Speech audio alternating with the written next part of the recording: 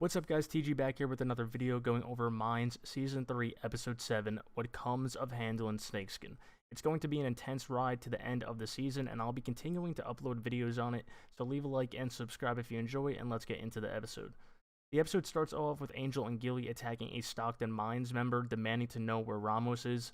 Then we see Bishop, Hank, and Creeper do the same thing, attacking Stockton members in a tattoo shop, demanding to know the location of Ramos. Easy and other members of the Charter arrive and gather together at a hotel in Stockton where they are hiding out.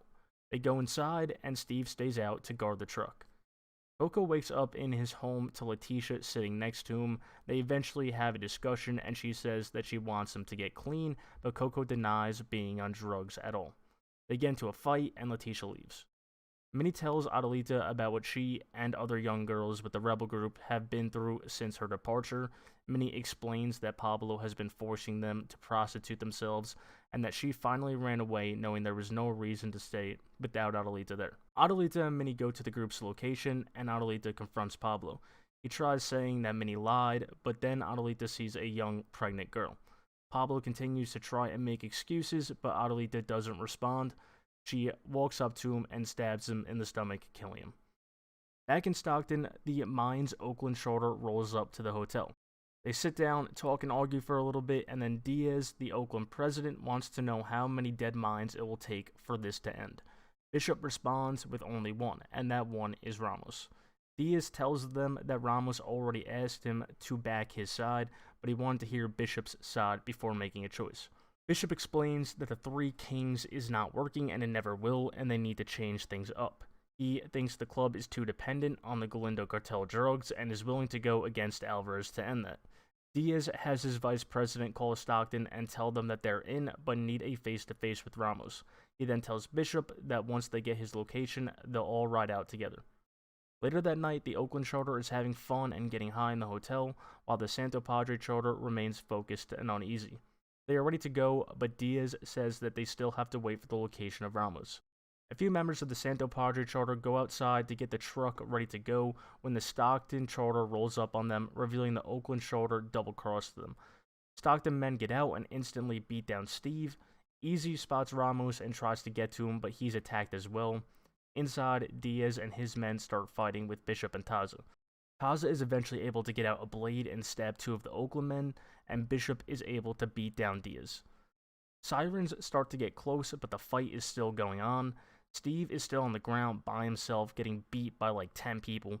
He looks in really bad shape, but he is able to get out his gun and kill one of them. The Santo Padre Charter is gathering everyone to leave, but Pavia is missing, so Creeper stays behind with him as the rest take off. Once they get away, they talk about what to do next, but Bishop is lost and has no clue. They know Ramos will be free soon and that Charters will have to choose sides, and with the way the recent events unfolded, more will probably choose Stockton over Santa Padre. Easy then steps up and says that he knows what to do.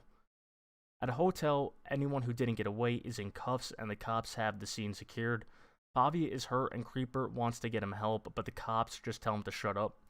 One of the detectives takes Ramos from the lineup and says that he's taking him in for questioning, and one of the Stockton members reveal that they own the town. As they are driving down the road, Ramos tells the detective to let him go, and then to go back and cut the rest of the Stockton men loose. The detective says he will and pulls over, but does not cut him loose. Out of nowhere, Easy shows up, shooting Ramos in the head, killing him. The detective gets annoyed that Easy shot him in the car and says that he was supposed to drag him out first, but Easy doesn't really care and he instructs the detective to keep Creeper and Pavia separate from the Stockton men and to release them in the morning. The detective is hesitant at first, but agrees upon force by Easy. As Easy is leaving, the detective wants to know if the debt has been paid and if he is free, but Easy does not give him a straightforward answer.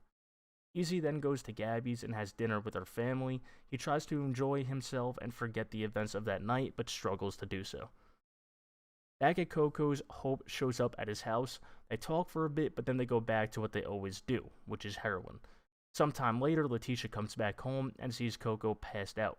She tries to wake him up, but there is no response, and the episode ends with her shaking him and yelling for him to wake up. That was a really good and intense episode, one of my favorite of the season, and it's definitely going to continue on for the next 3 episodes. Ramos is now gone, which may change how things play out, or it could just intensify the hatred the other charters have for Santa Padre. I'm surprised no one got suspicious of the Oakland charter. It seemed pretty obvious it was going to be a setup, but it did make for an intense and really good scene when the Stockton charter pulled up. I'm definitely excited to see how the rest of the season plays out. That's it for this video, guys, going over episode 7. I'm going to upload a video soon going over some of my predictions for the end of the season. Thanks for watching, and I'll be back soon with more Mayans videos.